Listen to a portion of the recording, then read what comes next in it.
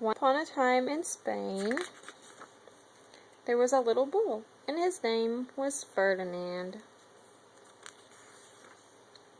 All the other little bulls he lived with would run and jump and butt their heads together.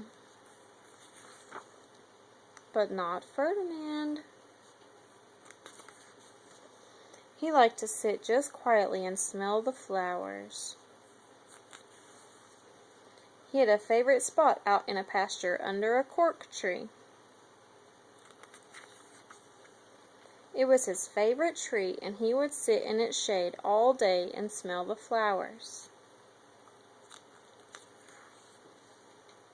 Sometimes his mother, who was a cow, would worry about him. She was afraid he would be lonesome all by himself.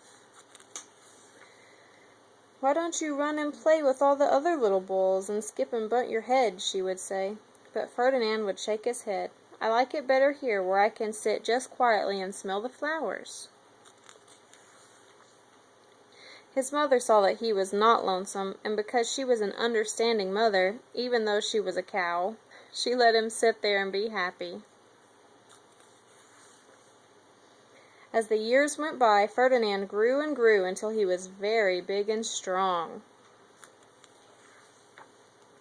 All the other bulls who had grown up with him in the same pasture would fight each other all day. They would butt each other and stick each other with their horns.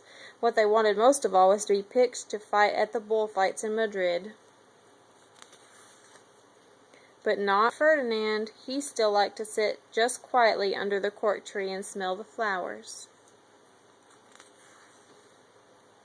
One day 5 men came in very funny hats to pick the biggest, fastest, roughest bull to fight in the bullfights in Madrid. All the other bulls ran around snorting and butting, leaping and jumping, so the men would think that they were very, very strong and fierce, and pick them. Ferdinand knew that they wouldn't pick him, and he didn't care, so he went out to his favorite cork tree to sit down.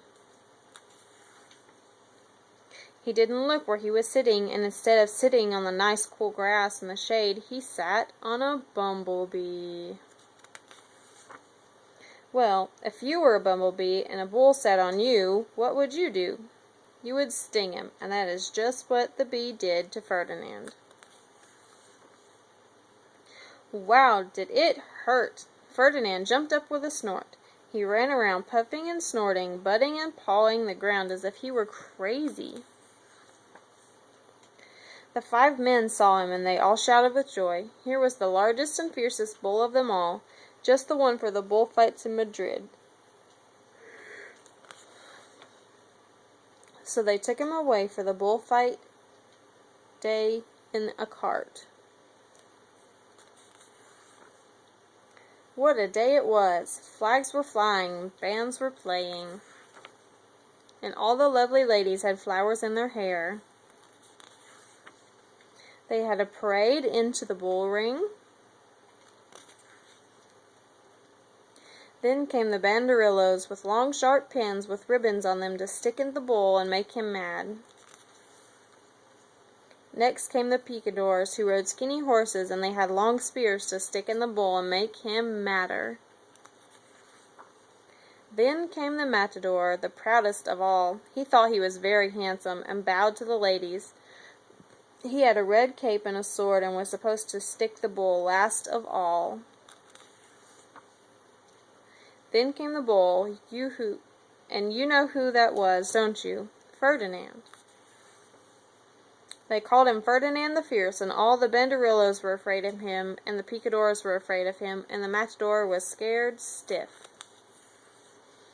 Ferdinand ran to the middle of the ring, and everyone shouted and clapped because they thought he was going to fight fiercely and butt and snort and stick his horns around. But not Ferdinand. When he got to the middle of the ring, he saw the flowers and all the lovely ladies' hair, and he just sat down quietly and smelled. He wouldn't fight and be fierce no matter what they did. He just sat and smelled. And the banderillos were mad, and the picadors were madder, and the matador was so mad he cried because he couldn't show off with his cape and sword.